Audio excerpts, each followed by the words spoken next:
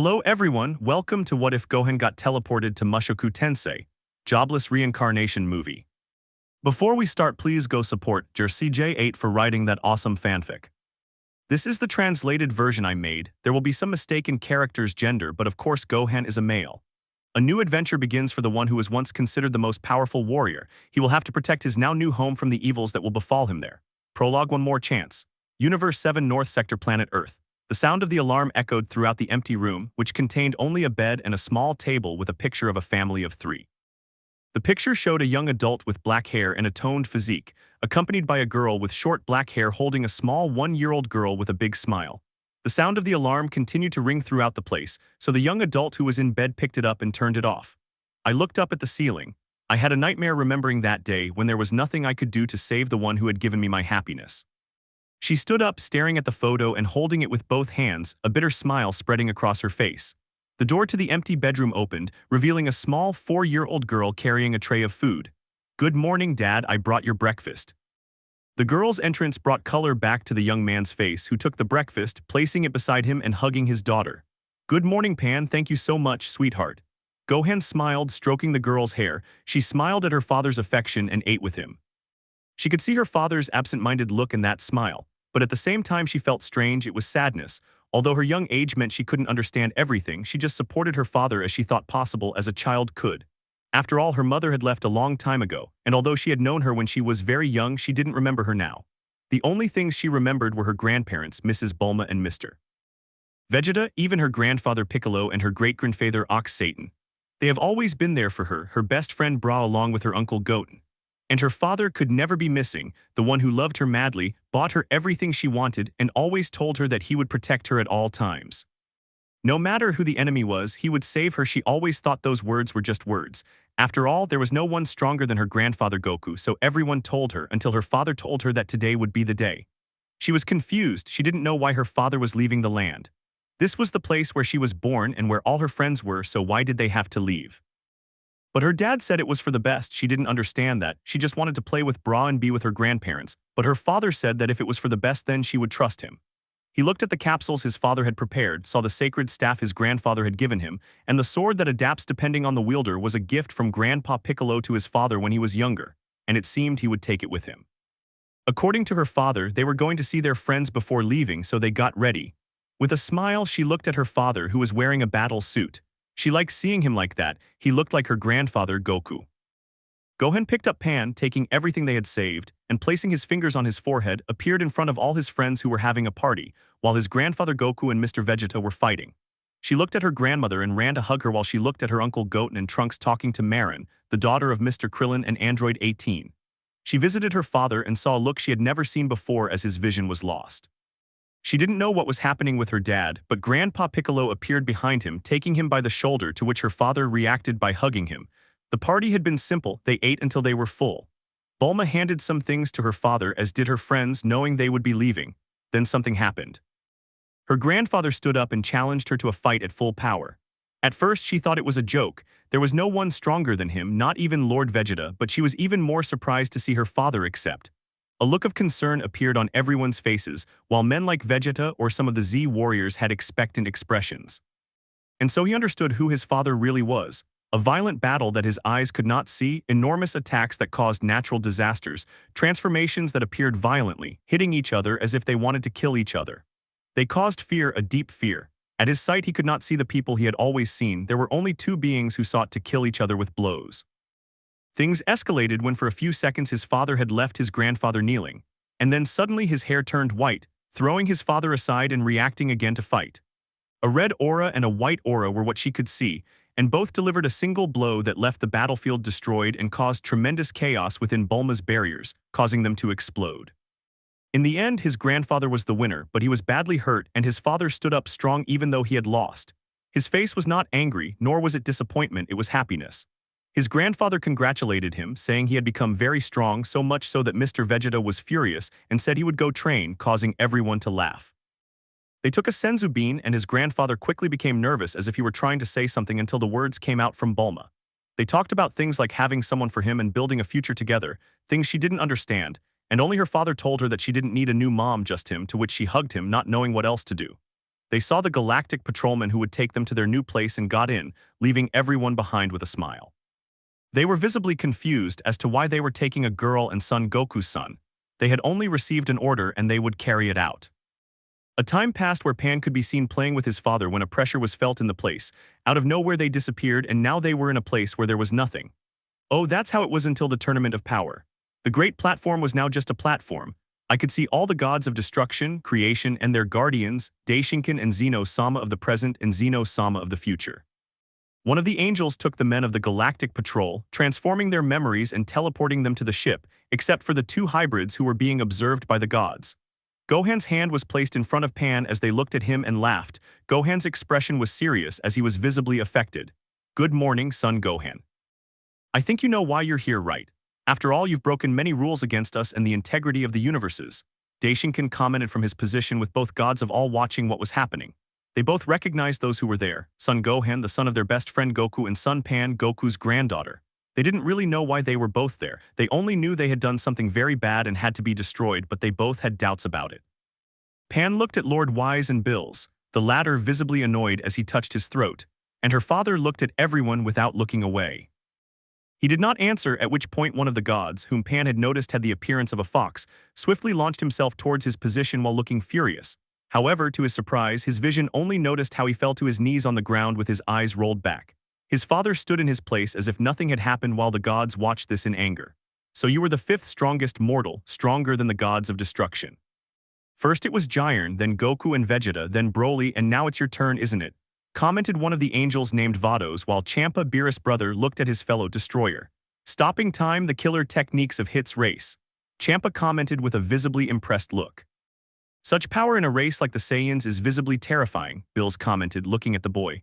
The gods of all watched as the little girl took refuge behind her father, and he spoke, silencing everyone. "Stop." The voices of both little ones made everyone stop as they floated closer to the girl. "They won't do anything to you nor to your father. I can feel great remorse for him, okay?" said both little beings as they looked at Pan, who stopped crying. Gohan's gaze was one of gratitude as he snapped his fingers. The images of why he was there had left everyone nervous. Pan hadn't seen anything, but tears were falling from her father's eyes, so she became worried. "The crime of what you've done is usually the destruction of your world and yourself. However, Zenosama doesn't want to destroy you all, but using the Super Dragon Balls, killing a god of destruction and consequently his creator god, as well as causing a near-divine level disaster by misusing the spheres, is a crime against all the universes," Daishinkan commented, while the other words were only spoken to those who had received the previous information, with the exception of Pan. "And as if killing your own father and those who tried to stop you from doing more things wasn't enough, tell me, son Gohan, what was your reason for doing it?" Daishinkan commented, looking at the man standing there. "I wanted to revive Videl. I wanted Pan to have her mother back, but neither the Earth nor the Namekian Dragon Balls worked. She died from her mother's illness and couldn't be revived according to the rules of the Dragon Balls. I remembered the Super Dragon Balls and decided to take matters into my own hands. It wasn't fair. It wasn't fair that I couldn't bring my wife back to life. It wasn't fair that Beerus and Wise interfered with my collecting the Dragon Balls. So I trained like never before. I met someone who would help me kill a god, and I trained for 2 days in the hyperbolic time chamber, enough time to surpass my own power. But after defeating Beerus, I thought the others would understand the reason for my wishes. If the Dragon Balls allowed you to break any rule, I thought they would agree to revive Videl, but they refused. My actions made me look like a villain, and I had to fight against it, trying to prevent my wish. Although after so many mistakes, in the end I knew it wasn't possible. It was the path, and I reset the universe to the moment before going for the spheres, and I gave up on that. I knew from the spheres that you angels would be the only ones who knew the truth, so I simply awaited my punishment." The man commented tearfully while Pan listened without understanding everything his father said. The father of the angels understood, and Zenosama's gaze fell upon him. "We understand what you did, but a crime is a crime. You will be banished from our universe thanks to the benevolence of our God of all. I hope you can live a life without regrets, son Gohan, for the sin you carry is what will ultimately consume you." Daishinkan commented as Zenosama bid farewell to Pan, and suddenly they disappeared, reappearing in a small spaceship in space. "The sin, the regret I carry is what will consume me. I think you're right," the young man commented while looking at that capsule similar to the one the Saiyans used, although this one was for 2 people. Pan was asleep and without memories thanks to Zenosama, who made her forget everything, and now she was asleep. She mustn't know that her father almost doomed the universe and was a murderer. The dark-haired man smiled as he stroked her hair. He relaxed a little after being here. Even being banished was better than what he had planned. He was prepared to attack everyone, even though he knew he couldn't do much against beings like angels. He didn't care, but in the end it wasn't necessary. He put his doubts aside and simply slept, watching the trajectory that appeared on the screen and waited for the moment of her arrival. Unknown Universe Mushoku Tensei World Orsted's failed timeline year 407. The night sky was illuminated by the stars, the night was visible everywhere. They were in one of the regions of the central continent.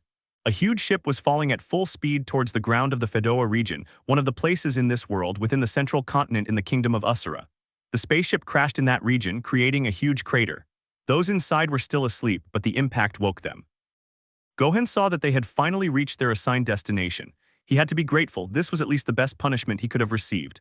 With a smile, he picked up Pan, who had just woken up and was looking at him.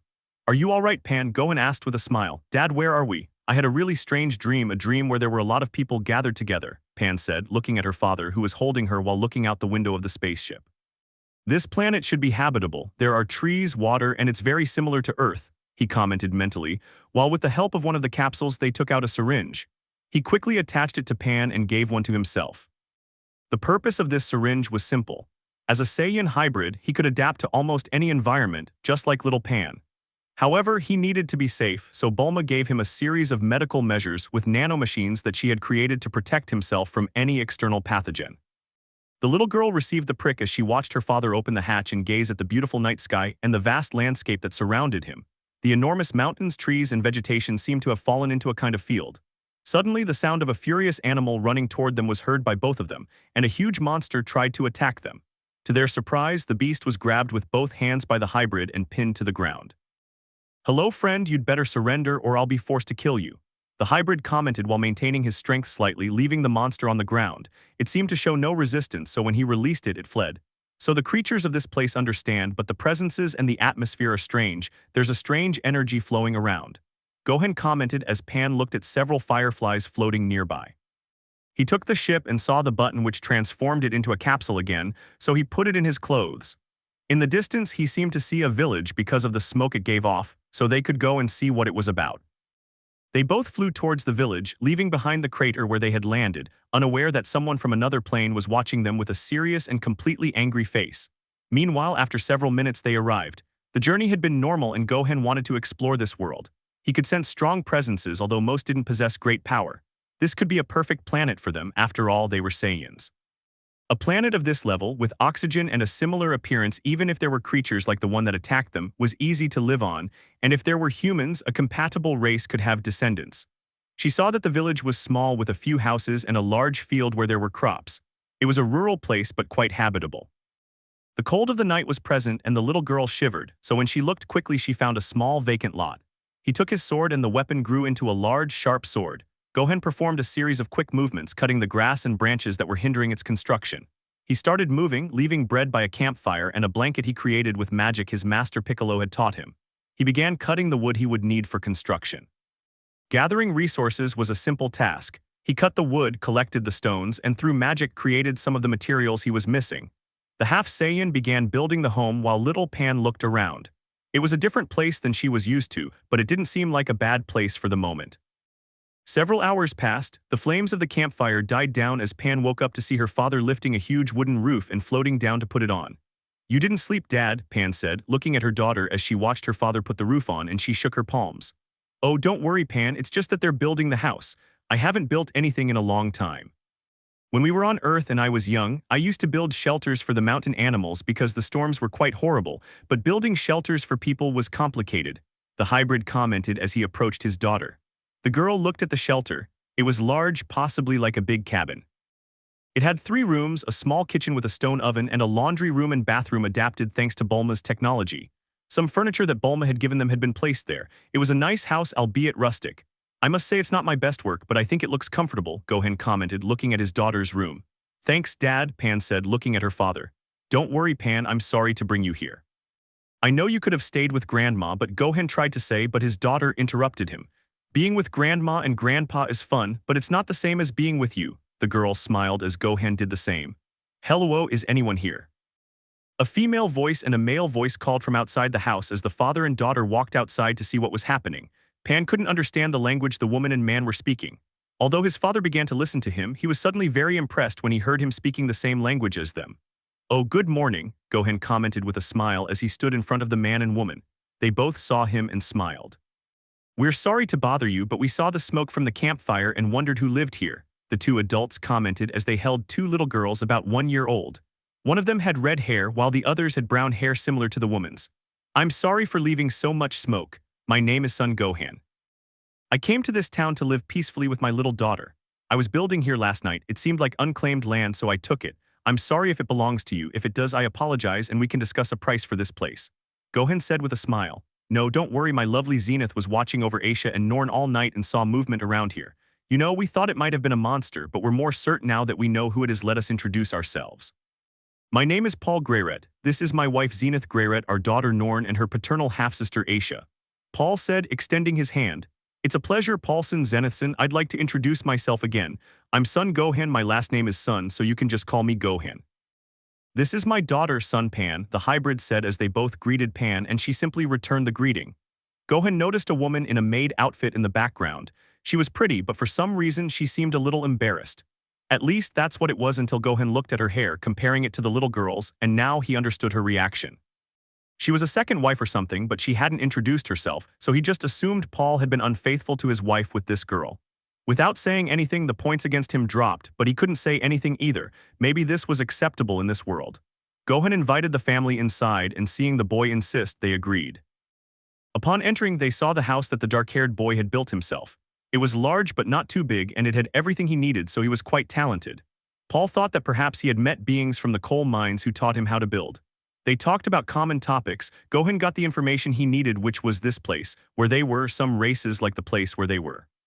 A village in the Fedora region within the Usura kingdom. The riches of this world are based on this world. Gold, silver, and copper were the coins. Although jewels also served, for which Gohan smiled because he would have no problem making gold or forming a diamond from coal. He had also learned that magic existed in this world, and thanks to everything they said, he realized that technological advancement wasn't very advanced, so some things like technology weren't developed, but they had variations that had to do with magic, or so he thought. The year they were in was 407 of the Armored Dragon calendar, although when he asked this they looked at him strangely. He only commented to find out how long they had been traveling, since he previously lived on another continent, and the journey was long, and they nodded.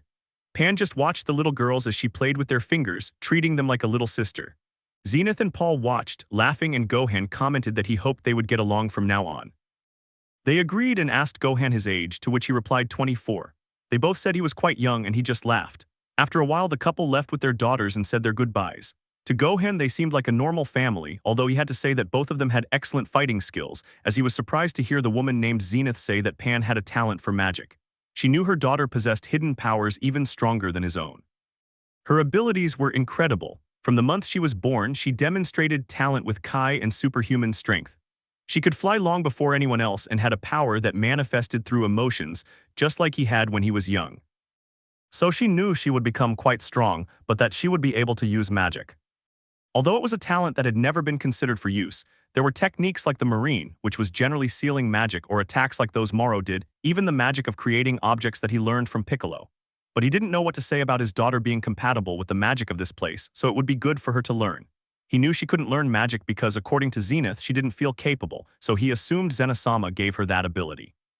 He didn't care much. After all, his powers were more than enough, and he could try to discover how to use the magic of his world for more than just creating objects.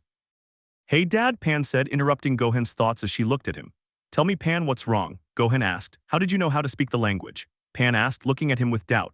A long time ago, I traveled the universe in search of a teacher. On other planets, not all languages are the same, although some share similarities or are related. This language seems a bit like Namekian and Yardret, so I tried to read Paul's mind to understand the differences, Gohan explained, smiling.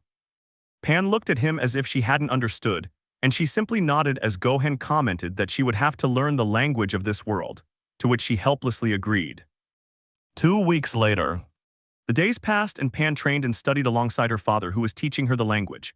She learned it little by little, though it had to be said that her intellect was similar to his, so the lessons weren't too difficult.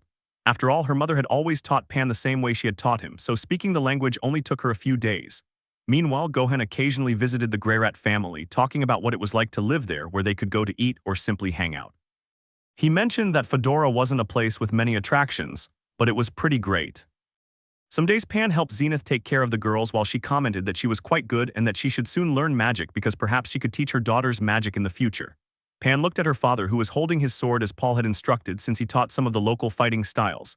He turned around at the sound of Pan's voice. Pan, you know you can make the decision. I'll pay for it, but only if you want to do it. Give it your all to learn, okay? The dark-haired man said, smiling. The little girl nodded as she told Zenith that she would like to hire someone to teach her magic. Although Lilia the maid commented that it would be a good idea for her to learn manners when she wanted to go to a big city someday, she would gladly teach him if he wished. Gohan had met Lilia during the weeks they had been in Fedora. She was a good girl, Paul's second wife due to a one-night stand.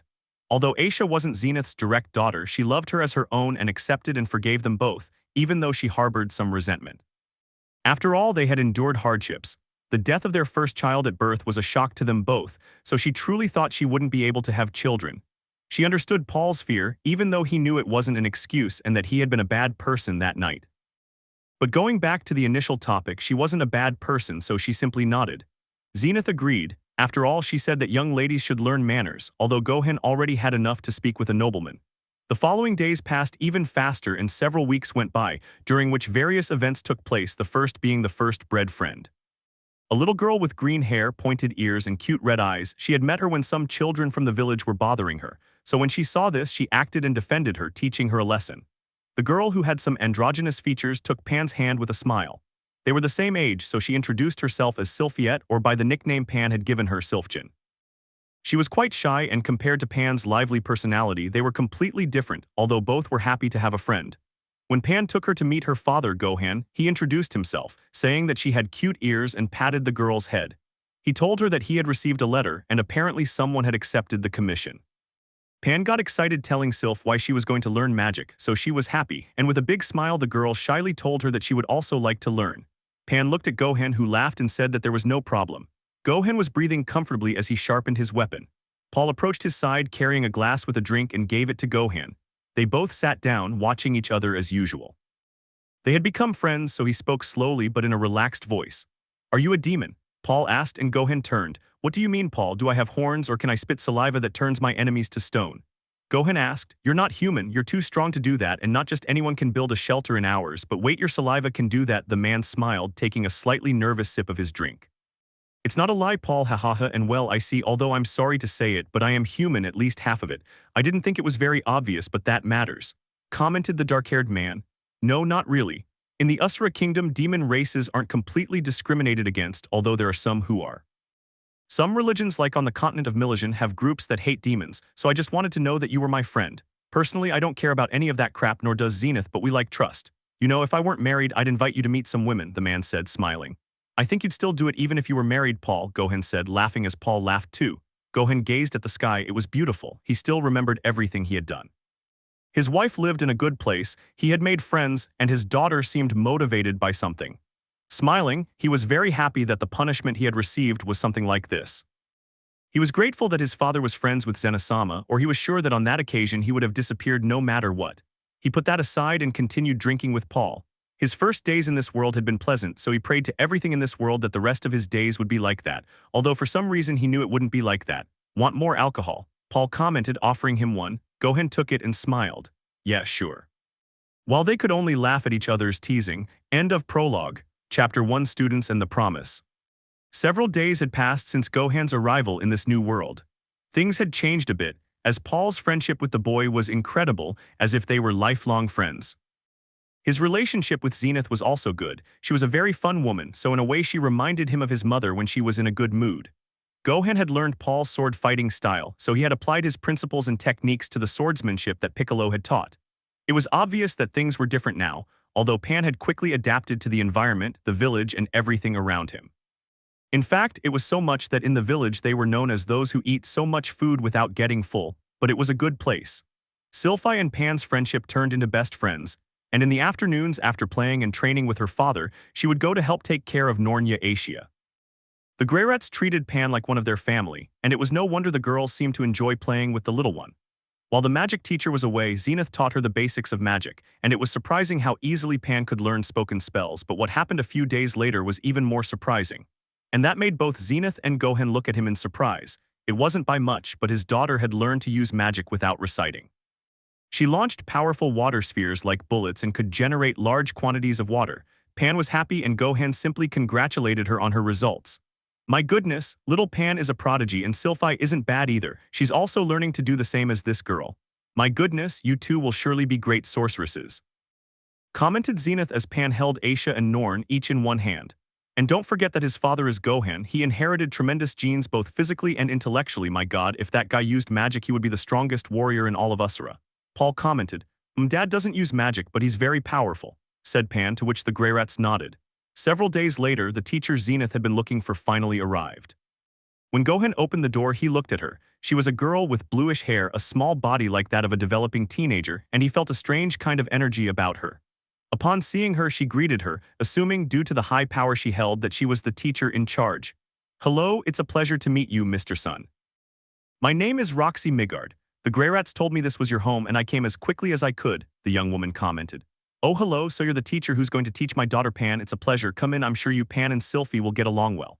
Gohan commented with a bright smile. The young adult felt a little nervous when she saw him. That boy, who was surely much younger than her, was showing such a sincere smile that it was very bright. Pan, your teacher has arrived. Gohan said loudly as the little girl shot out of her room wearing an orange fighting gi. A smiling little girl, approximately 5 or 6 years old, was standing next to her. She was a very young girl because they wanted to teach her at that age. Hi, my name is Pan. I am Pan and I really like fighting and enjoying playing with animals. Pan happily commented, to which the one called Roxy introduced herself in the same way. According to the Grey Rats, she has a talent for magic, right? He said in a questioning tone. That's right, this little one and her friend are talented at magic, Gohan commented, smiling as Roxy gave a small giggle. They were just children, how could they be, she thought. In an instant, Pan created a sphere of water in her hand and shot out of the house, breaking one of the trees that Gohan had planted. Pan. What did I tell you about breaking trees in the house? The hybrid commented nervously as he ran around putting the tree back in place while applying some energy to repair it. Roxy watched this and fell backwards, shocked at what those two knew how to do, and most surprisingly the girl had the ability to recite magic without speaking. Pan needs a little help regulating her magical ability, and above all, I'd like her to learn from a great master of this art, Gohan commented. I see I could teach him, but it will take at least a year before I can teach him everything, Roxy commented, to which Gohan smiled. Don't worry, Roxy-sensei, we have a guest room and the house is quite empty, so don't worry about things like this. While you're here I'll pay you and take care of you like family. The half-Saiyan commented with a smile. Roxy thought again that the man's smile was very bright, and with her eyes she tried to find the other girl she had been told to teach. Excuse me, Gohanson, where is my other student? Roxy asked shyly. Oh right, Pan honey, could you go get Sylphichin? You probably don't know yet that Roxy-sensei has arrived, said Gohan as Pan left the house taking a cane similar to her grandfather's. On the other hand, Gohan invited Roxy to sit at the table while he took some drinks out of his refrigerator. When Roxy saw that the appliance froze, what was that thing? And it was no less impressive. After all, Bulma had given them many items for their trip.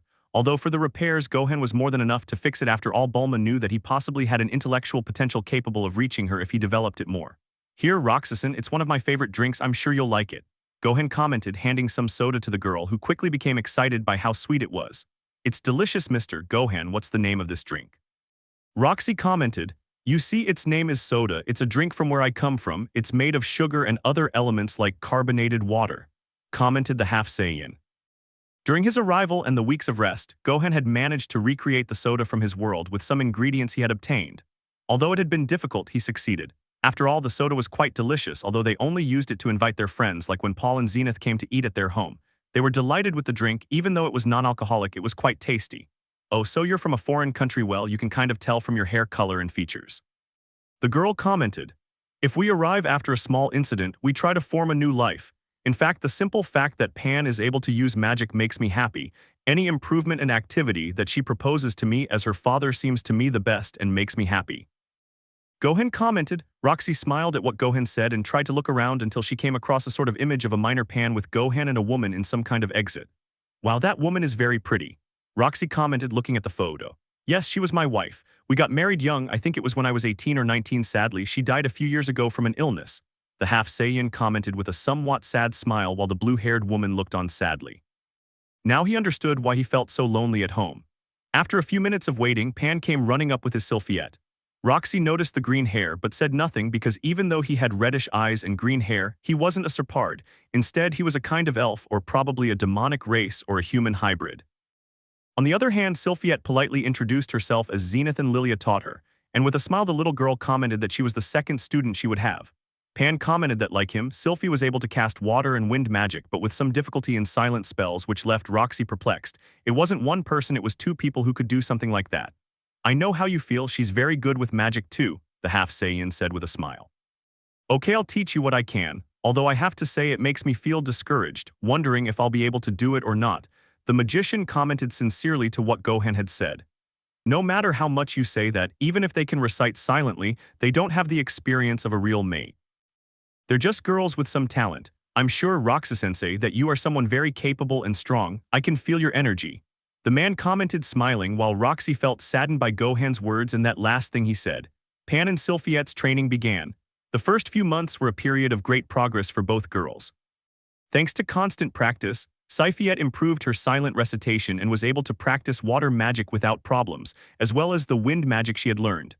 Pan, on the other hand, quickly learned what Roxy taught her, as well as improving her earth magic, which was very useful, as was her wind magic. She was easily above average in what, according to Roxy, was called the magical level system: initiate, experienced, expert, saint, king, emperor, and deity. In this case, Roxy was a saint-level water mage, although she would possibly quickly reach the level of a king, and Gohan nodded, as what she showed was quite strong in terms of magic. In Pan's case, according to Roxy, she could easily be reaching a high intermediate level or bordering on expert, while Sylphiette was already at intermediate. During that time, training with Paul had progressed. He was advanced in 3 sword schools, an experienced adventurer and above average, so learning the techniques of the Water School, Sword God, and Northern God was incredible. Paul knew that Gohan had an innate ability to learn, and it was noticeable with his own sword style. However, even though he taught him swordsmanship from those schools, with basic and intermediate level techniques, he already had a strength similar to a sword god. His speed, his strength, his mobility, and that was due to their friendship. Gohan had shown what he was capable of with what he had. Using his true power, he had left Paul shocked because with a basic technique from the sword school he had generated enormous damage to the terrain. So these kinds of measures didn't have significant value for Gohan, even if he reached an advanced level in all 3 styles. He already had enough power to kill a sword god, and that was something only Paul knew. Although he was also sure that his friend's daughter would reach the same level within several years, even she who was capable of using magic could perhaps surpass her father. During those days, Gohan had realized that Paul had the talent to learn to use his life energy. Although Paul didn't have a talent for magic, that energy was latent. He didn't know how to use magic or didn't have the gift, but that energy was still present. So if he used the energy he constantly absorbed and controlled his own energy, he could improve. That's why during those months Gohan trained Paul as payment for teaching him his sword techniques and taught him to control his own energy. And the result was incredible growth in physical strength, agility, and endurance. So much so that his abilities had increased as if from an explosion of strength. Zenith, for his part, was surprised by his husband's new strength. He and Gohan even had practice matches where Paul and Gohan, who reduced his power to the same level as his friend, fought so evenly that Gohan himself had to increase the power limit a little because even so, Paul had a lot of experience in combat, and now with his new power he was very strong. Also during those months, both girls learned healing magic from Zenith. That was her payment for taking care of Norn and Asia, so they were happy because healing and restorative magic had qualities that the healing Gohan used for Piccolo and Dend could not do. Roxy's life during the first few months at the Sun House had been normal. She was like one of the family, eating with them, sleeping, and enjoying the free time left after her lessons with Gohan and Pan. They even taught her things she didn't know and gave her tips for improvement. After all, it was Pan who created her silent magic thanks to Gohan's advice on how to gather energy and the sequences they had to perform. So she was learning too. There were times when it didn't feel fair to receive payment for something she herself improved. She put that aside after Gohan and Pan said that she herself improved and that in reality the advice was just that, advice. The following months were even more impressive, and it was the fact that for the first time Roxy Magurdia had seen a fight between Pan and Gohan. Although the hybrid was depressed, she was shocked by the way a girl who was barely 6 years old fought. The way she fought was incredible. Paul was the only one of the Greyrats who was watching that training fight that Pan was doing. A high-speed movement that Paul was able to notice saw Pan move against his father. Using his staff, he lifted him up, hitting him directly without causing any damage. 3 direct blows from his fists and Gohan did not react. An upward kick and a right hook, and yet there was no apparent damage. Suddenly Pan increased his powers and a great barrage of blows, continuous, were stopped each one by Gohan's hands.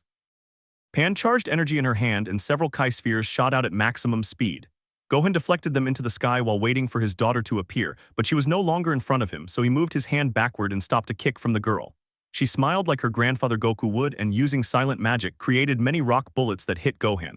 A stream of water hit the half-Saiyan head-on as he smiled. He had finally used magic to attack. Pan was moving faster and faster because she was improving in this fight. At her young age, she was able to improve, and that made him proud as a father. Thanks to that, Gohan understood what his own father felt. Pan charged Kai and magic at the same time, so the water he generated shone with a great light, and Roxy herself felt the magical power he was using. He launched the combined magic and Kai attack, which Gohan withstood with his hand while pushing it forward, limiting his strength. He noticed that the attack was quite powerful and would create a large explosion if he detonated it, so using his energy he bought the attack until it became nothing. Pan clicked her tongue when she noticed her father was behind her, and a light tap on the back of her neck made her fall. Gohan looked at his hand as he noticed a small mark produced by his daughter's attack and smiled. If she mastered skills like this, she could do a lot of damage. Roxy was shocked by that. If that was how Pan fought, she was sure that with belief and more intense training, she would perhaps become the top fighter in the world. During the remaining year, Pan had grown a little more as she was now 7 years old, just like Sylphiette. They had become very close like sisters. Nord and Asia had also grown a little, but they were still very young children.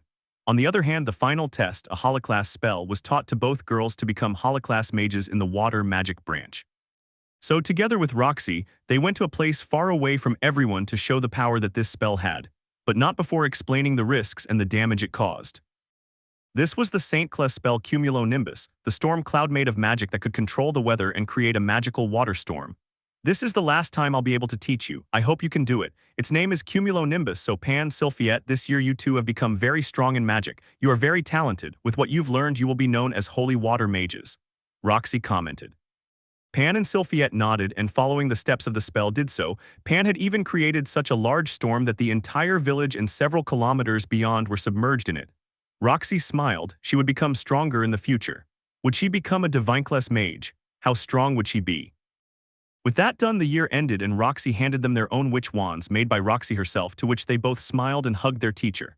After a day, Roxy was at the door of the Greyrat house while they were celebrating them for reaching the Saint-level class. Roxy said goodbye to the girls and Gohan looked at her. You know, it's hard to let you go. You became part of the family very quickly, Roxyson. Gohan commented as Paul watched curiously. Even so, I can't stay here. After all, I have to improve, find my way. When I met Pan and the little Sylphite, I realized how much I still have to learn, so I'll go to the Usura kingdom and maybe I'll go see my old master. She commented happily. I understand. If that's your decision, we'll accept it. Gohan commented while Pan and Sylphiette looked at him.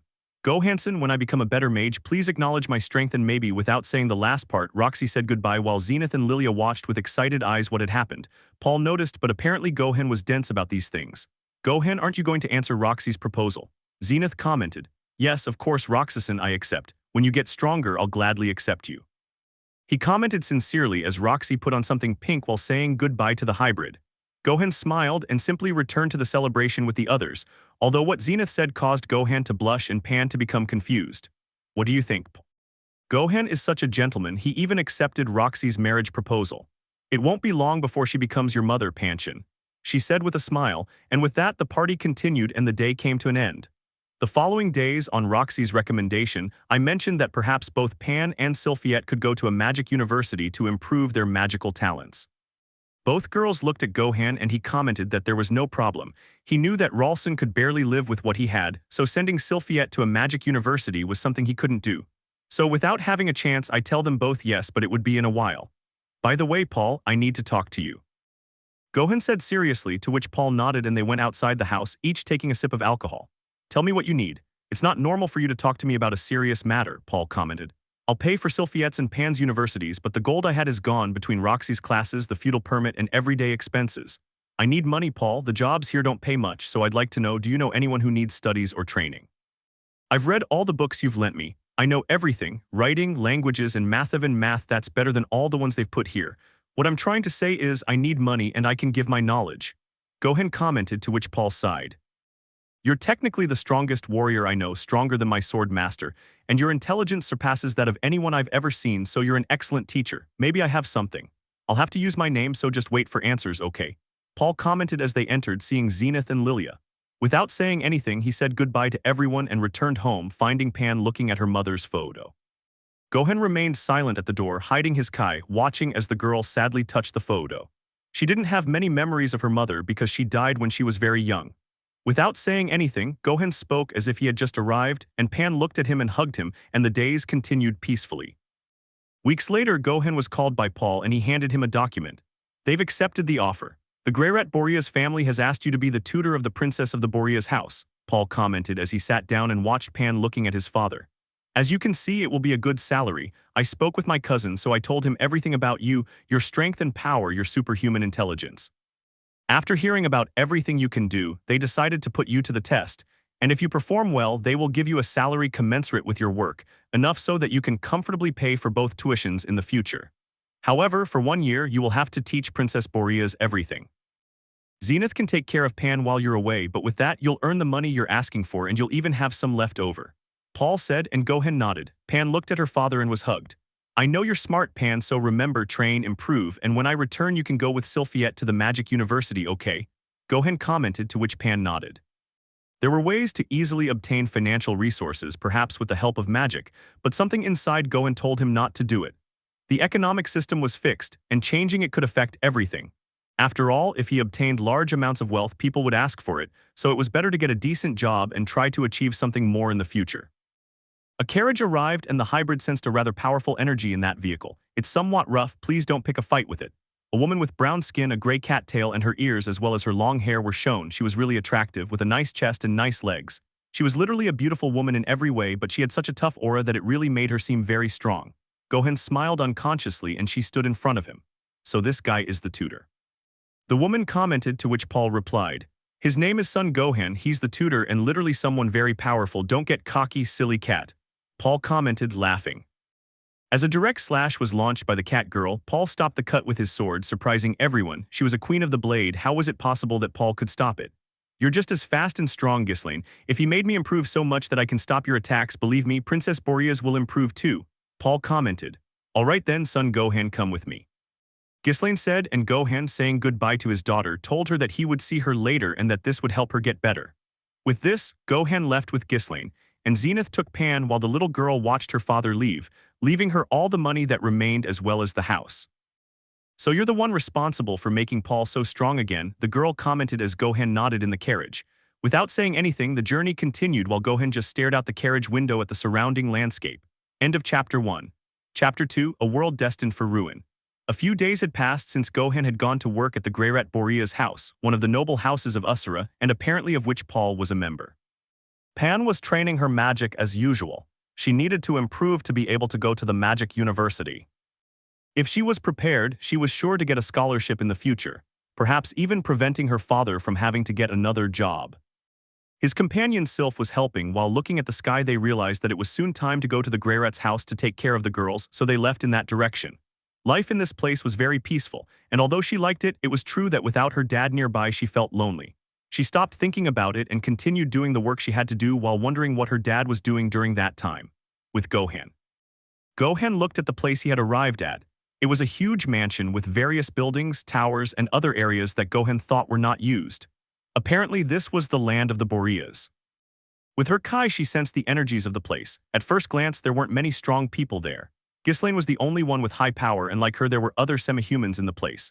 Ghislaine looked at him and led him inside the enormous house. The maids and people who work at the place watch him.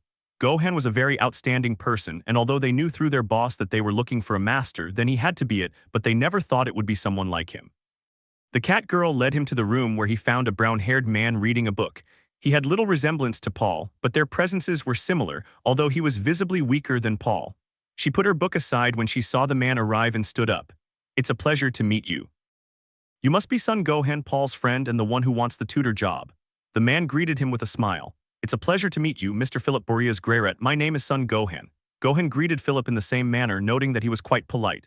My cousin told me a lot about you, the man who could sweep the top 10 world powers if he wanted. He has a lot of faith in you. Philip gave a brief introduction of the raven-haired man while Ghislaine was impressed by what he said. Gohan didn't answer, instead he simply nodded, while Philip looked to the side and commented. The job of tutoring my daughter is quite extensive. You'll have to teach her everything related to education, and from what Paul said, you'll be able to train her physically in the best way possible, so you and Ghislaine will teach her fencing. Philip was placing all his trust in both of them. His daughter must possess the necessary knowledge, and although somewhat unusual, it didn't diminish the fact that she was a noblewoman. I'm warning you, son Gohan, my daughter is a little special.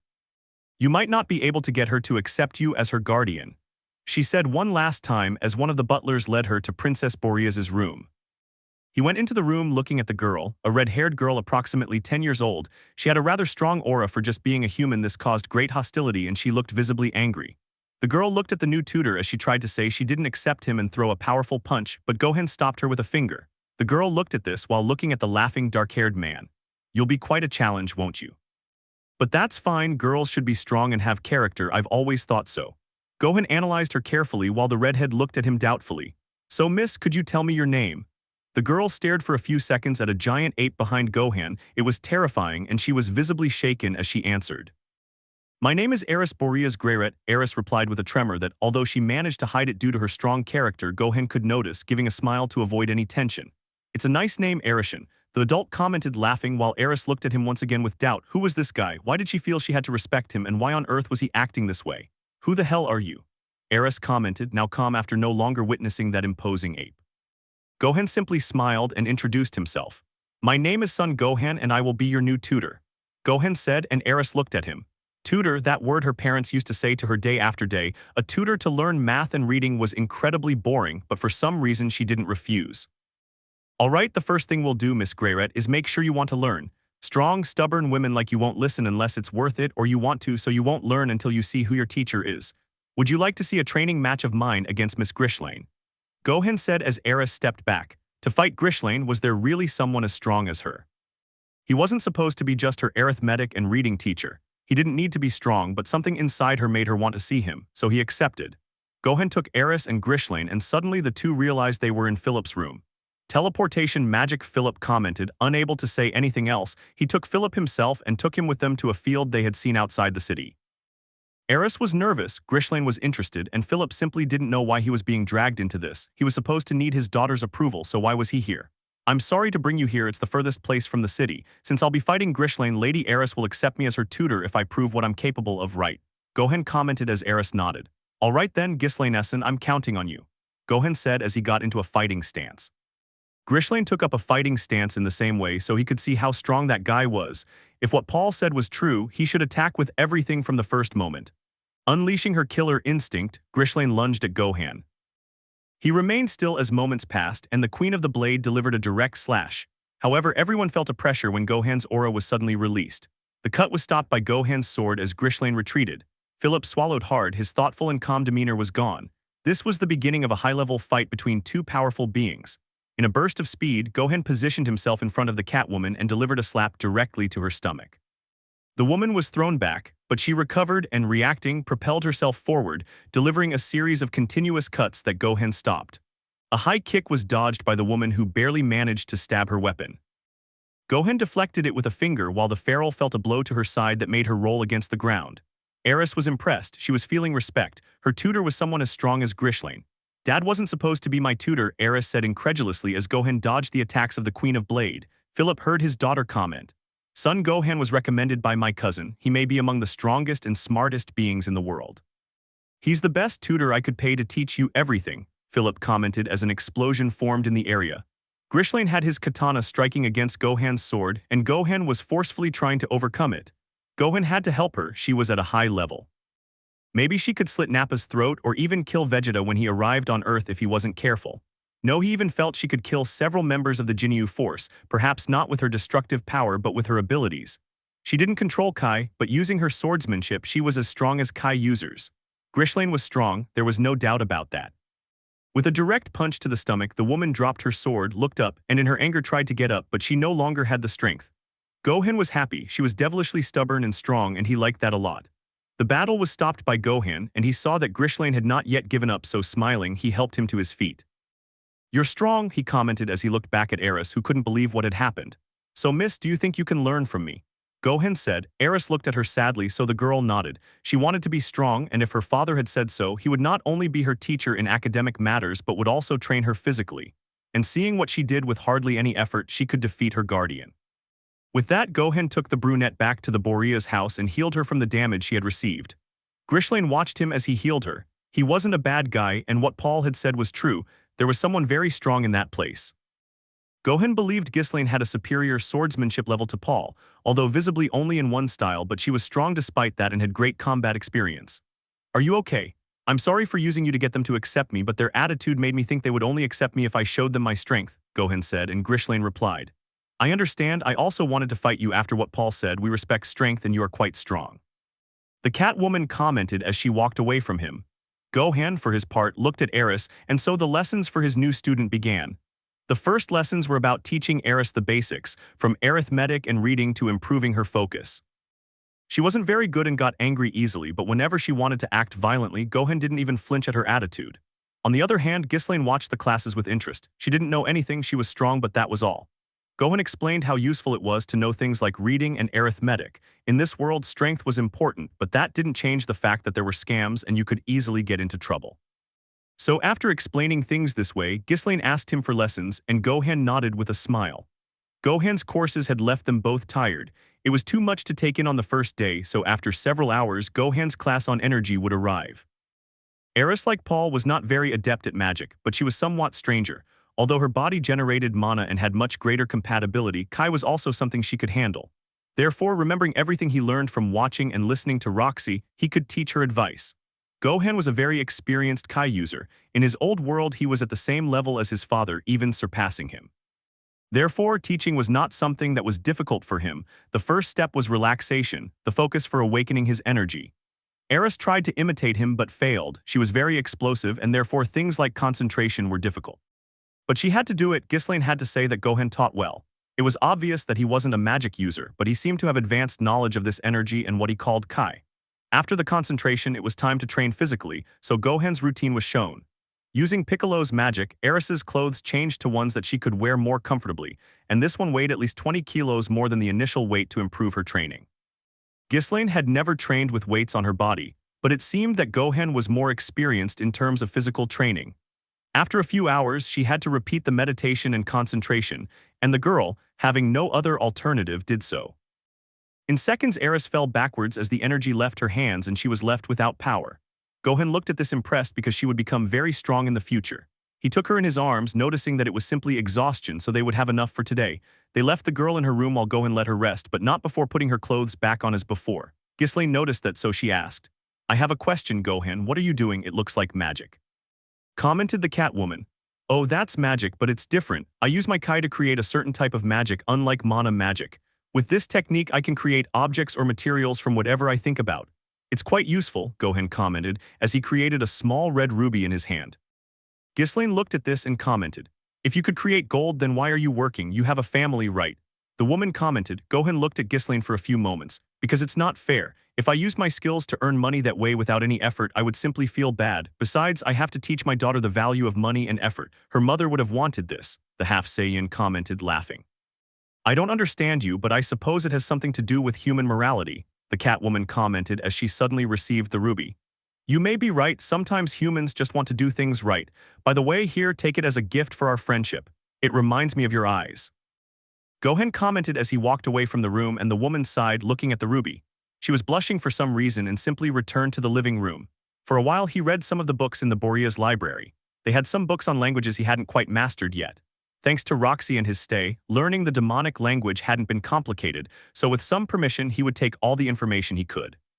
After all, there were many, and information was power on many occasions. It was already quite late, so Gohan was looking out the window, and taking some of the food that the maids offered him, he thanked them. At first glance, he saw many semi-humans or feral or beast races as they were called in this world. It seemed that the Borea's Greyrat had a fondness for beast races. He couldn't say anything to them, but his curiosity as a man told him there must be a reason. Once it was time for dinner and he kept his distance, he met Sorrow's Borea's Greyrat, Philip's father and head of the Borea's house, and also Philip's wife Hilda Borea's Greyrat, a woman who looked like Eris, although with darker but equally red hair. The relationship with both of them had been cordial, although for Gohan the old man's attitude was somewhat perverted, at least with the demihumans. He wondered if all the old men he knew were that perverted. He put that aside, and for the moment Sorrows, Gohan seemed to him to be someone quite strong and trustworthy, so much so that even his son seemed quite confused by his father's attitude, and Sorrows himself asked him to train his little Eris better. That said, to Gohan he was an ordinary grandfather, even though he had the money he had and his status as Lord of all Fatoa was a pleasant time and he was very stubborn and proud. But he wasn't a bad guy, of that he was sure. The day was over and it was time to sleep. Gohan entered his room, taking in its spaciousness and enough room to rest. With a smile he tried to sleep, but he simply couldn't. He missed Pan, and although his stay in this place had already been a year, it was still difficult to adapt, whether because of the difference in culture and technology or simply because he missed his family. He wondered what his father was doing. He wondered if he had been able to find any rival stronger than Vegeta, or even what Goten and Trunks or Mr. Piccolo were doing. All those questions came to his mind, and not in a bad way. After all, after the events surrounding Vidal's death, his life had simply changed, which unfortunately had caused great problems. But it had also made him strong, even though his depression was decreasing. He had to thank Zenasama in one way or another. Allowing him and his daughter to remain alive despite breaking the rules was a mercy on his part, so his life in this world was a gift. As the hours passed and while Gohan was finally able to fall asleep, he felt that Eris's energy was no longer in the house. Analyzing her closely, she sensed that Eris's energy was erratic. She was afraid and angry, so she quickly grabbed her weapon and sped out of the Borea's house. The air was cold at this time of day. Gohan moved quickly through the sky as he felt Eris's energy drop slightly, and with a burst of speed he appeared, crashing through the roof of the house in the center of town. He looked around, noticing several armed men, and one of them had seen him working at the Borea's mansion. Gohan sighed, so it had been a kidnapping. He turned around looking at Eris, who was somewhat beaten, and tried to untie her. The man tried to attack, but unfortunately for him, the sword broke into pieces when it touched Gohan's body. He removed Eris's ropes and smiled, simply asking her to close her eyes for a few seconds. She did. Gohan sensed the type of energy those subjects possessed, corrupt, full of hatred and lust. One of them even looked at Eris as if she were a woman. His gaze was disgusting, most of them were. To do something like this, to kidnap, murder, and kill people who couldn't defend themselves, was that a good thing? No, they were just trash. If he hadn't been here, what would have happened? Had they done horrible things to Eris? Just thinking about it filled his face with rage. He wasn't their father, they didn't deserve a second chance, not with that deranged mind and those feelings. They hadn't hesitated to kill him, so why is he holding back? In a burst of speed, Gohan's arm pierced the man's chest as he simply fell to the ground bleeding out. He wasn't dead, at least not for the moment. The men took their weapons, though terrified, and tried to attack. An axe slash was unsuccessful, and another sword slash attempted to stab Gohan, but it was useless. Using a single cut of his sword, a sword god technique was launched. The arms of both men were sliced off and their weapons fell to the floor. With a direct blow to the chest, he threw them both against the wall of the room. They were still alive, he hadn't killed them, but if they didn't heal, they would simply die slowly. Eris opened her eyes, seeing Gohan carrying her while behind her was the house where he had been taken. She hadn't seen what had happened, but the men's cries for help were all she needed to hear. Ghislaine headed towards the area where the sound was coming from and saw that the man was carrying Eris back towards the mansion. She entered, looking at what had happened. Those criminals thought help had arrived, but it hadn't. She saw the ropes and some of Eris's hair, and that was more than enough for Ghislaine de Doldia to act, and those men were sliced off their heads. After a while, Gohan saw Ghislaine coming towards their position, so they both waited on the street watching the Catwoman. She said nothing, she just nodded her thanks to Gohan as they walked back together towards the Borea's mansion. In the morning, Philip, Sorrows, and Hilda were hugging Eris. The kidnapping had taken them by surprise. At night, Hilda would go to Eris's room to check on her, and although she didn't look like a loving mother, she was, but she had to act that way as a woman of the Borea's house. But when they saw that their daughter was not there, everyone went to help. But it was in vain until Ghislaine noticed that Gohan was missing and went to look for him. If he wasn't there, then he had gone out to look for Eris, or he was the kidnapper, although she herself knew that wasn't the case. Sorrows looked at the young adult as Ghislaine explained the situation, the death of the kidnappers, and who they were. His trust had been betrayed by his own workers. He glanced over at Gohan and was grabbed by the shoulders. "Thank you for saving my granddaughter," Sorrows commented while Eris just looked at him. With that, time passed very quickly. After what happened, Gohan's relationship with his new student was better. Eris was more attentive and concerned with learning everything she could, learning as much from Ghislaine as she did from the hybrid. And what about Gohan, who was so involved in his work that he helped improve not only physically and academically, but also helped Eris regain certain manners she had lost due to her wild side. Although being wild didn't mean she had to neglect morals, the young lady's 11th and 12th birthdays had arrived quickly, even though they weren't celebrated until she turned 15. They had a special dinner at the Borea's house, and during that time she had to show herself to the nobles.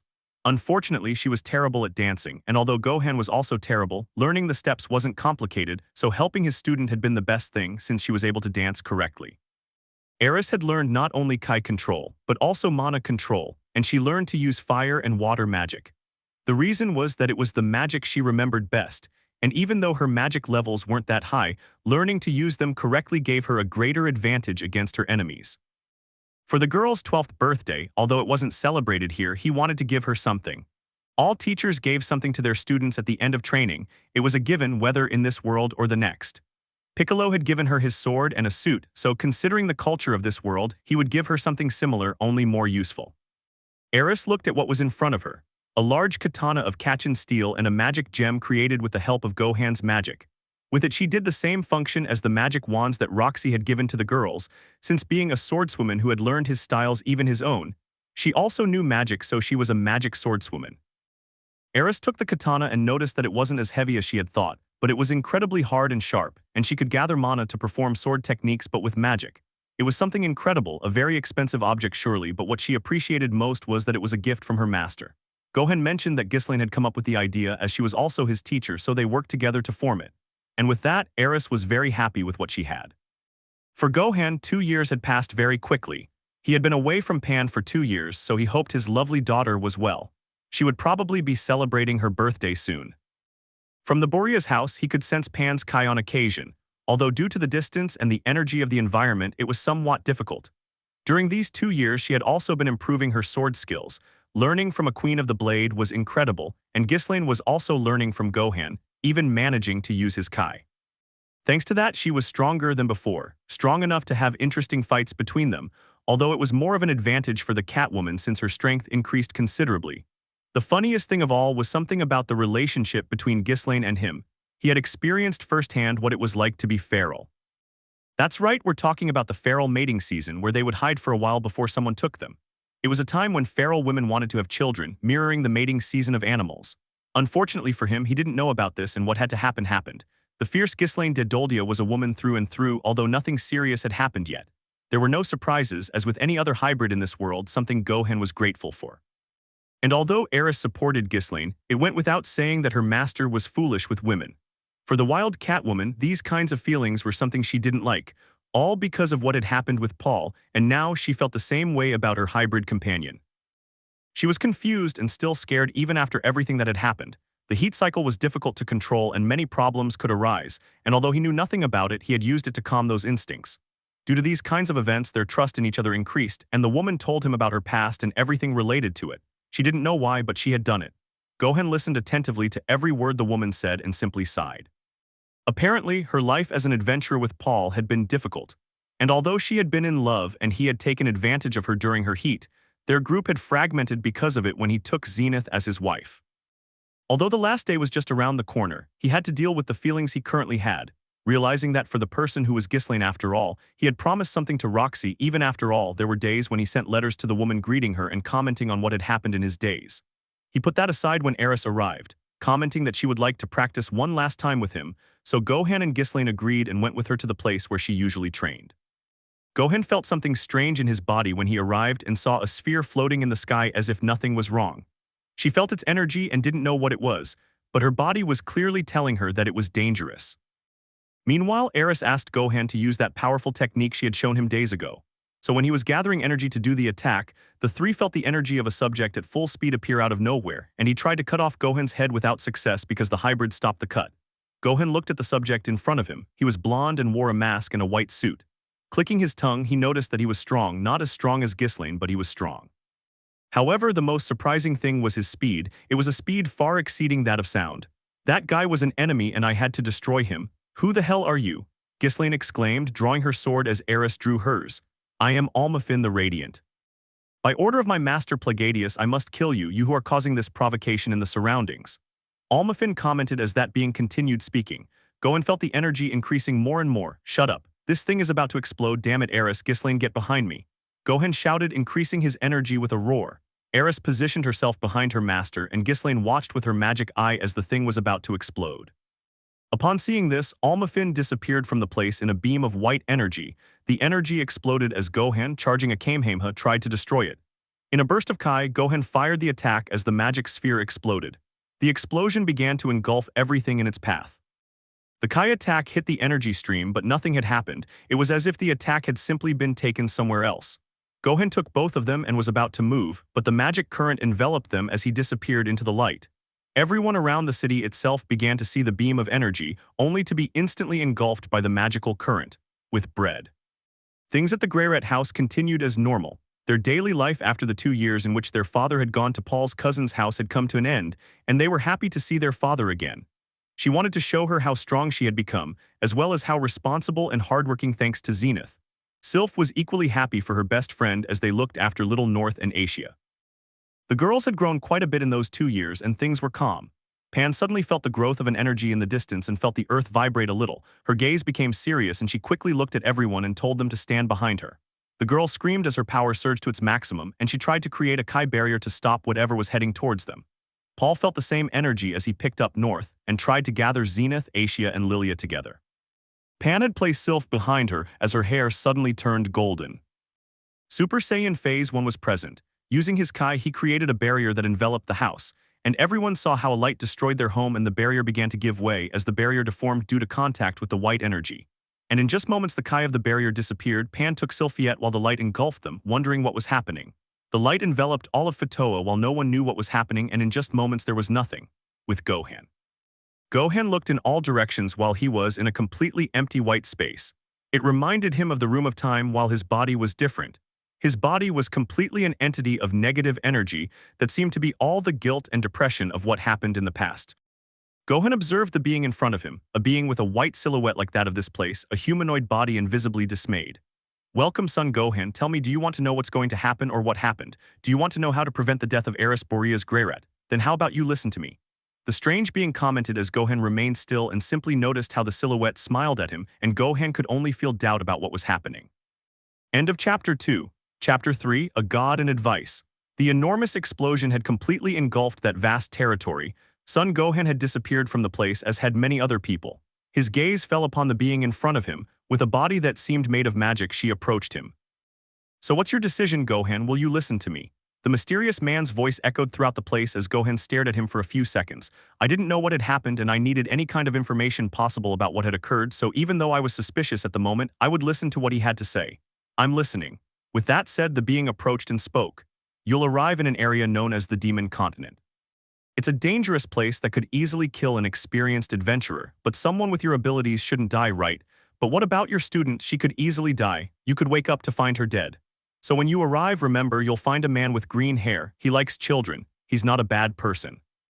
You should try to befriend him. He could help you keep Eris safe. On the other hand, what would happen if you lost your ability to sense Kai? What if suddenly what makes you feel so safe, like sensing the energy of those important to you, disappeared?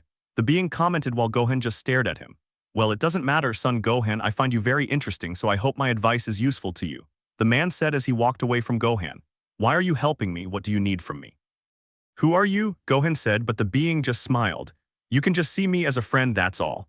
With a smile, the light went out and Gohan suddenly stood up completely shaken.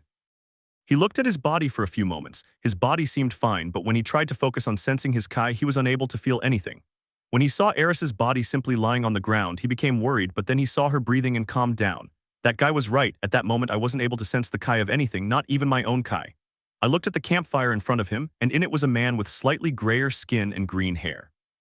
Their gazes had turned to each other. The man looked like a warrior. His body was muscular, and he carried a large spear that Gohan could easily believe was very sturdy. With a single glance, the dark-haired boy knew that this man was strong, though he couldn't say exactly how strong. The only thing he could believe was that, for the moment, he was stronger than Paul, although he didn't know if he was stronger than Paul with the training he had given him. He appeared to be of the demonic race, and based on the information Gohan had researched, he was a supered, a dangerous demon who, according to what was said, were violent demons. Although he wouldn't let himself be swayed by that information, after all, he was a Saiyan. They were in the same situation. Even that being called Hitagami had told him to make or try to be his friend. Gohan smiled, spoke in human language. The demon looked at him for a few moments without responding, so seeing him like that he took the floor, but now in demon language. Thank you for helping us and thank you for protecting Eris while she was unconscious, Gohan commented happily, while the demon made a confused and surprised face, although he then returned to his normal expression. You're welcome. Human children are weak, so I made a fire to warm her up. It seems you're her guardian, aren't you? The man commented. Yes, my name is Son Gohan. I am Eris's master. We don't know what happened, but it seems something teleported us. Gohan commented as the man understood. My name is Ruijerd Superdaya. I understand you fell from the sky, but even until the last minute you clung to the girl, protecting her from the fall. I found you on the ground, so I wanted to help you. The demon commented. I understand, thanks anyway. By the way, was there anyone with us, any beast race women? Gohan commented. No, just the two of you, she said, looking away from the adult. I understand Ghislaine is strong, she'll surely know how to handle it. I'm glad Eris is okay. Gohan commented. The demon looked at him confused. Throughout his life he had been a being whose race was feared even within the demonic continent, but he didn't know why this subject didn't understand what he was talking about. Aren't you afraid of me? The man asked. Gohan looked at him for a few moments before simply replying. To be honest, I know about the rumors surrounding your race, a race that, according to legends from outside the area, is evil. However, that matters very little to me. You helped Eris and me when we were defenseless, and you're concerned about my students' health. For me, that's more than enough for you to have my trust. After all, we could say that my own blood has something like yours in it. Gohan replied. The man smiled for a few moments, only to mention that he was a strange man, which made Gohan laugh and nod. I've taught Eris not to be afraid, so if she wakes up and gets a little defensive, don't be upset. Unfortunately, the rumor about her being an evil race is very ingrained in different cultures around the world, so I apologize in advance. Gohan commented, watching the girl stir as she was about to wake up. The demon called Ruijerd nodded. He knew this was happening after all. Even in this place they looked down on him. By the way, Ruijerdson, I'd like to know where we are. Gohan commented, approaching Ruijerd while the demon looked confused. We are in the northeast of the demon continent in the Beijuoya region, Ruijerd commented. I see, we're quite far from the central continent. It will take us at least 1 or 2 years to walk back. If we could fly, we'd reach the central continent quickly, but my ability to sense Kai is gone, and unfortunately I can't fly. I'm trying. But I can't, Gohan thought to himself as he tried to fly. But his ability to fly was also limited. He created a Kai sphere and increased his own power, and everything seemed to be in order. Ruijerd just watched what he was doing without understanding. However, his ability to fly and sense was blocked by that strange magic, he sighed. Damn, it'll take us ages to move around this place on foot. What the heck was magic again? Not being able to sense Kai is bad enough, but now losing the ability to fly, thank goodness I still have my full power, or it would be even worse. Gohan commented while thinking about how Pan was doing. He hoped this disaster wouldn't reach the village, with bread. The magical disaster had reached all parts of the region, and Pan held tightly to his best friend's hand as they were swept away to another place. She opened her eyes, looking at where they were, and quickly noticed the place. They were both falling from the highest point of the sky. And when he tried to fly to stop his fall, he simply couldn't. His eyes widened in shock as Sylph's tears began to show. The pressure was overwhelming him. He couldn't fly for some reason, and he couldn't sense anyone's Kai either. Suddenly time stopped and she found herself in a strange white void, the preteen girl staring at the subject in front of her. I looked in all directions, unable to see anyone but the two of them. My body told me that this guy was dangerous and that I shouldn't trust him, but something happened. With the simple phrase he said, he left Pan completely out of his mind. If you want to save your friend from falling, you should listen to me, Sun Pan, daughter of Sun Gohan and Videl Satan. Her body trembled for a few moments as she answered quickly. I'll listen, Pan commented as a smile appeared on Hitagami's face. Well, I'm Hitagami. You can see me as an ally and a friend. I want to help you, Panchin. I don't want anything to happen to you. I'm just a good god, okay? If you want to save your friend, then listen carefully. A monstrous beast from the demon continent will appear beneath you. You'll have to use your weapon and defeat that monster along with Sylph and use her body to break your fall. Once you defeat it, you'll earn the favor of the Princess of Usura. After that, we'll see what other advice I have for you. With a smile, Hitagami said as Pan, hearing this, returned to reality. He was falling lower and lower, and taking Sylph, he placed her on his back. Taking the sacred staff he had received from his grandfather, he prepared himself as he saw a monster below them attacking a group of people. And in a single moment, he uttered the words that allowed the staff to extend. The blow of the sacred staff to the monster foolish while Pan landed with both legs, shattering the demon's back beneath her. The impact had caused muscle pain, but they were alive. He jumped up, placing himself in front of the woman and the young gentleman. Sylph was fine and looked at Pan confused, and she just commented that they had to defeat that monster, so Sylph, without reciting a spell, created an ice attack and Pan created a Kai sphere, making the beast explode. The monster had died while both girls smiled. They were alive and that was what mattered. She couldn't sense Kai, so she didn't know what had happened to the others. If she was like this, then her father was also without those abilities. She knew her father would be all right, but she hoped everyone else would be too. She looked behind her as the two girls stared at the young princess and her knight. They were scared, but at the same time the girl seemed happy. I noticed how from his back that monkey tail was moving, which I hid. What on earth had happened? That was all they both wondered. Several guards arrived to protect the princess while surrounding the two girls. Pan looked at them with an unfriendly expression. But the princess intervened, saying that they were the ones who had saved her, and with that said, both had been taken under the princess's protection. Gohan. Both adults were discussing the plan of action, and Ruijerd had mentioned that he would help take them home since he knew the various places on the continent, and as a warrior he could help them. Gohan nodded, commenting that his help would be greatly appreciated, and he would truly be grateful for his assistance, at least on the demon continent. Without saying anything else, they both noticed how Eris suddenly woke up and let out a scream before simply backing away, fearfully trying to grab her weapon. So that's the reaction everyone should have. Well, I'm sorry, Eris, stop. He was the one who helped us after what happened. We owe him our thanks for protecting us. Gohan commented as Eris looked at him. He took a breath and lowered his gaze to the ground, introducing himself in a funny way to Gohan, although Ruijerd felt a little sorry for him. Everything was fine for the moment. After a while explaining the situation she was in, Eris was angry with her mother about lying to her about the supered race. And Gohan just commented that those kinds of rumors must have happened in the past due to the military force of some old war or something like that. During that night they would have to rest because the next morning they would have to move in search of information to reach the central continent again. Without saying anything, he placed a Kai barrier while they slept, only Ruijerd being able to see it through his superior eye. The next morning, the group woke up walking along the route that Ruijerd had marked. Eris seemed cheerful despite everything. She was very fun in that sense and positive, and she was even happy to be able to travel. For Gohan, the journey wasn't so extreme at the moment. The temperature was a bit of an inconvenience, and the lack of water or shade was just around the corner. Eris was affected by the heat, but for Gohan, who had trained in the hyperbolic time chamber and was a warrior, this type of climate did not affect him in the slightest. The path was nothing but mountains and giant rocks. The entire continent was dry in many places, so there were points where they had to reduce the intensity or Eris could receive a heat shock. On one of the paths, a giant turtle attacked the group, so both reacted instantly. Gohan kicked the turtle upwards and Ruijerd used his spear, stabbing it in the neck, only to see Eris deliver a direct slash, cutting it in half. This surprised him, but upon seeing the weapon the girl carried, he knew she was a fairly strong warrior, although she still needed to mature. Ruijerd's perspective of Eris changed a little. After all, she didn't need so much protection, but she was still a brat, and both Gohan and Ruijerd knew that. Gohan was proud of Eris's quick decision to attack, so he patted her head, and she was just happy that her master was showing her affection. After a short journey, they had arrived near a village. Gohan, unable to sense anyone's Kai, didn't know what the people in his village would be like, so he hoped they would be good people. The houses were curious, although they seemed to be made from the shell of that turtle they had killed earlier. When they arrived, the guardian at the entrance wouldn't let them pass because they seemed suspicious, and they were speaking in a demonic language which only Gohan understood since Eris didn't know anything about the language. Ruijerd was trying to make the one called Rowan understand that he had a girl with him, and if he didn't let him recover, they wouldn't be able to continue their journey and he would die. Gohan suddenly felt a psychic current moving through the village. It was telepathy. He remembered feeling this when the Kai spoke from his planet or when his father did so on Namek, and even now he still felt that presence. According to Ruijerd, the guardian was calling the village leader, so they just had to wait. Ruijerd also explained that the Migurd tribe communicated telepathically, which is why the tribe could often be very quiet. Upon learning this, Gohan remembered Roxy, so straining his mind, he contacted the guardian. "Can you hear me, sir? I've never tried this before with a race that's telepathic, so I don't know if I'm doing it right," Gohan said as the man fell to the ground. "What kind of monster are you?"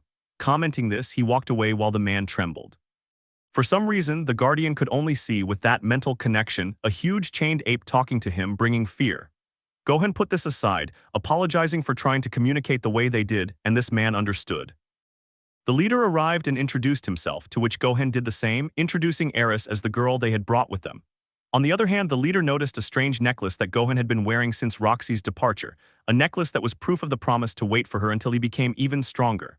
That necklace belonged to the Migurd, and when Gohan mentioned that a friend and special person gave it to him, he mentioned the name Roxy Migurd.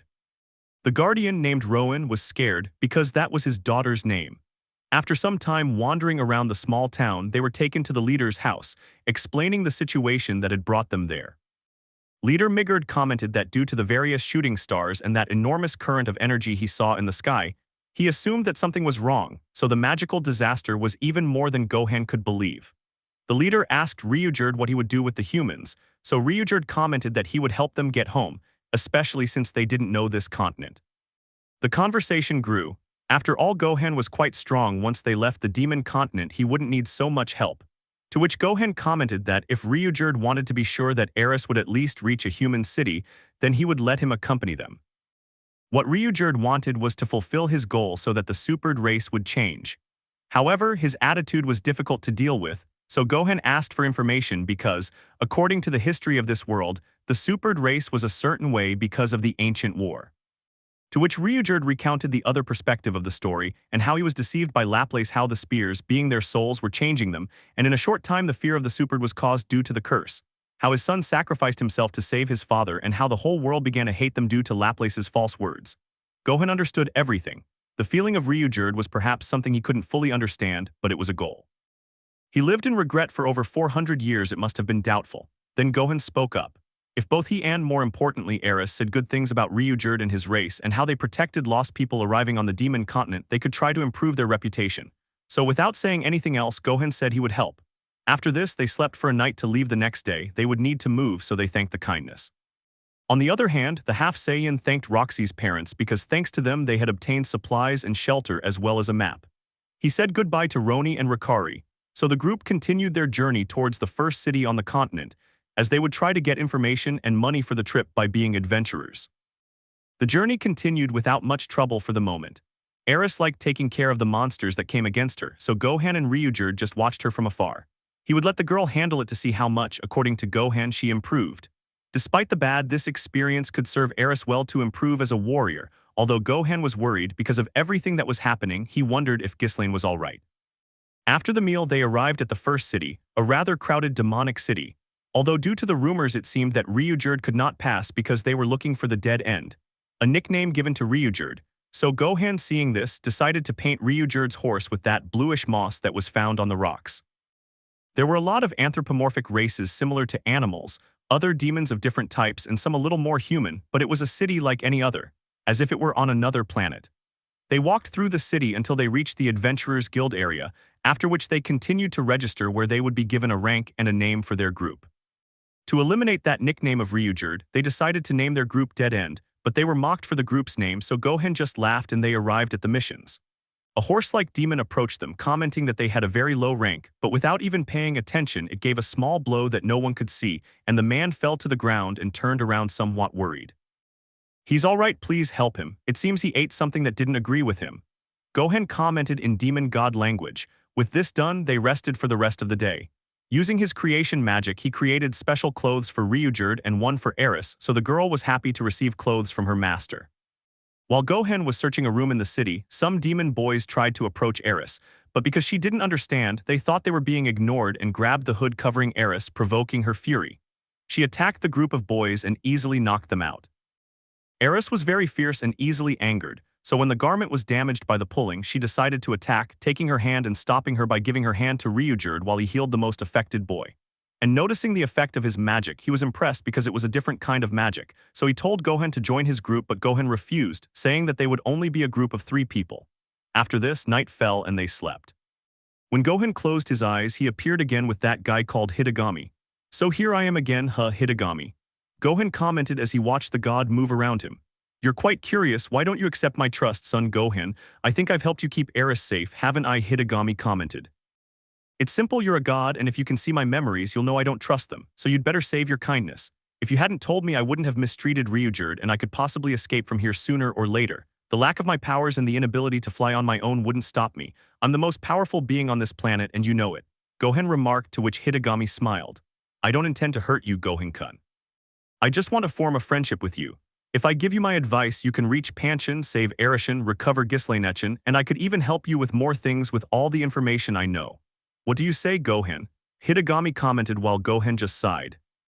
"For now, I'll listen to you, so what advice do you have for me, Hitagami?"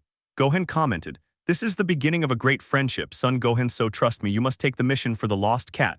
Once you take it, you'll find a way to earn more money and maybe improve Dead End's reputation." With a smile, Hitagami disappeared as Gohan returned to reality the next morning.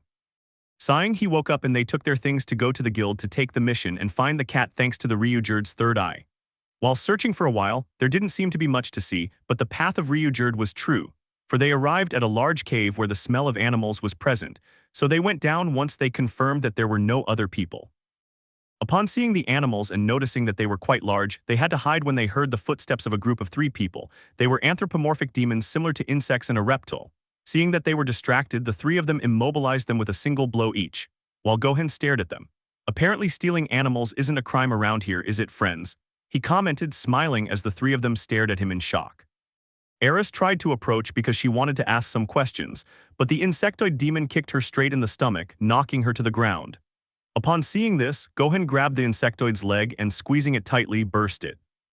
Ryujerd looked at him, while the demon could only scream in terror at the sight of his broken and destroyed leg on the ground. Hitting my student like this while we didn't hurt them was really low, but if I hadn't done this he would have killed you. Attacking a child is wrong, isn't it, Ryujerd? Gohan commented, grateful to have quickly read Ryujerd's reaction as he had become angry. I'm sorry, the demon commented as Gohan looked at him. Don't worry, I won't kill you. I'm not like that, but you'll have to do things for us, okay? Gohan commented as he approached Eris and healed her with his healing powers. If you want me to do the same with your leg then, accept my proposal, what do you think? Gohan said, to which the demon nodded. Ryujerd looked at him, saying that they were bad people and couldn't work with them. Gohan replied that this was part of a plan to solve their problems as adventurers and be able to take on better missions, because if they didn't, the money they earned would be nothing. And if he had a complaint about bad people not being able to change, he only had to look at himself in a mirror because he was the same. With that said, Ryujerd said nothing more, and they used the adventurers who kidnapped animals to take on higher-level missions. With bread. The girl was going to be treated by doctors for the fall she had suffered, but her body was so healthy that it seemed like a joke, and by applying healing magic without reciting it, she had healed the muscle pain. The Princess of Asura was incredibly interested in both girls. They were silent mages. Having such power was quite significant, and for the trouble she would be getting into from now on, having dominion over Asura and being queen would need strength and reliable people. You're an interesting person, would you like to work for me? The princess remarked. Pan looked at him. Okay, if that can get us some shelter and money, we'll work with you for a while. I need to get back home to Fatoa, Pan said, eager to return and find out what had happened. Understood, I promise to help you with that once you help me with my goal. So they both looked at each other and shook hands. With that in mind, both girls smiled as they tried to form a mutually supportive relationship. Although Pan didn't yet know what she had to do, she hoped to soon return home to her father and then go to university, which was what she wanted most. But for the moment she had to think of herself, and Sylph being alive was a priority, so if she could follow the advice of that being called Hitagami, then she could survive in this place. Chapter 3 Finale. Let me know in the comments below if you guys want the next part. Also check out my other video that has been shown and left. Thank you for watching. If you enjoyed this video, please like and share this video. And have a fantastic day. Bye.